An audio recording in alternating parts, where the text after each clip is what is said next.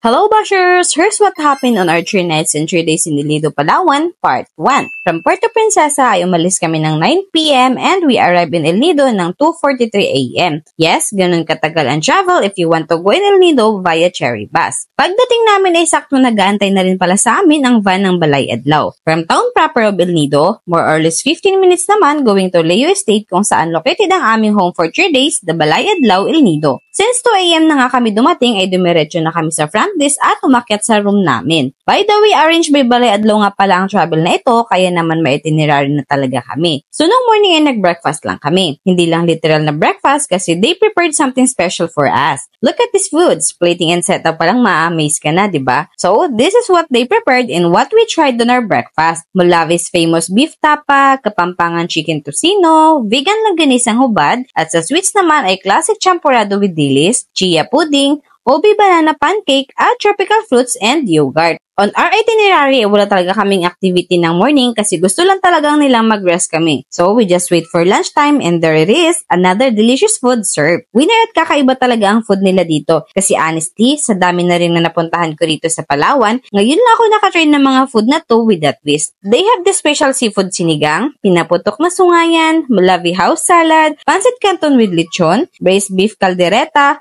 bagnit kare-kare, veggie and shrimp okoy at sa dessert naman ay make your own halo-halo ice cream ang ganap kaya ayan ako, hirap na hirap mamili ng gustong ilagay. Breakfast at lunch pa lang sa aming day 1 ay pasabog na, diba? So after that, around 4:30 p.m. naman ang activity namin ay sunset cruise na. Hello Washers! So nandito ako ngayon sa Leo Beach dito sa El Nido, Palawan and as of now, naglalakad kami papunta sa GT Port. Ayan, so doon naman po nag-aantay yung speedboat sa amin.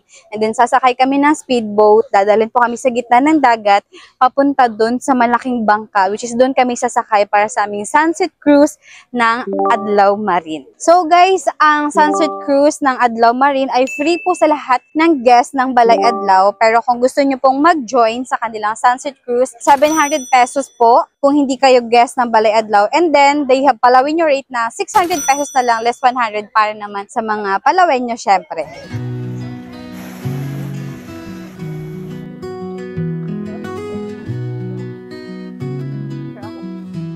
Life best ang mga hindi marunong lumangoy. Yan. So, ayan po, paakit na kami sa speedboat.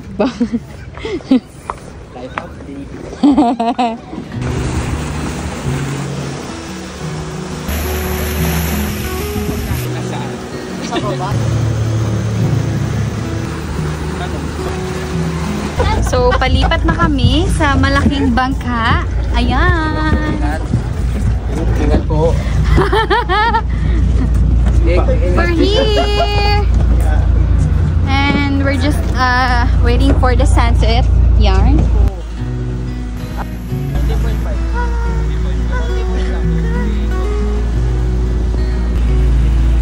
So, bam! Aura. Emote. Yung hair, ayusin. Sino ka dyan? Sobrang Latina. Grabe ang kagandahan. Grabe naman ang beautification na to. Grabe ba? Ay, pa. Hala. Ay, sino ka dyan? Pang teacher yun.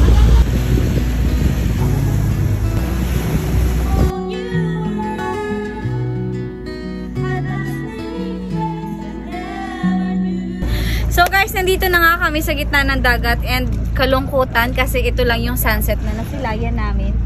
10% lang po yung sunset na nasilayan namin ngayong hapon. Well, alam naman talaga namin na hindi maganda yung weather lalo na ngayong weekend. So, medyo na-expect na rin kami ng ano. So, babawi na lang kami bukas. Hopefully, maganda ang weather bukas para makapag-snorkeling kami.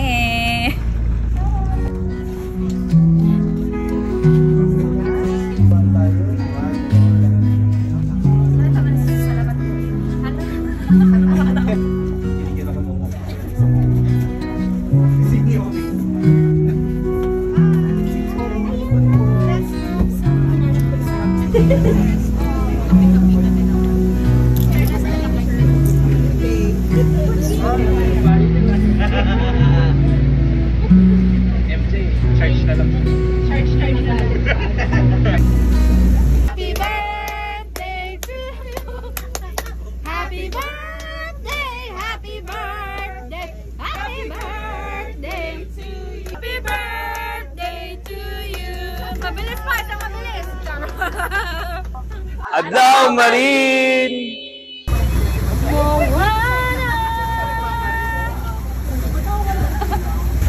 So guys, ngayon pabalik na kami sa aming accommodation.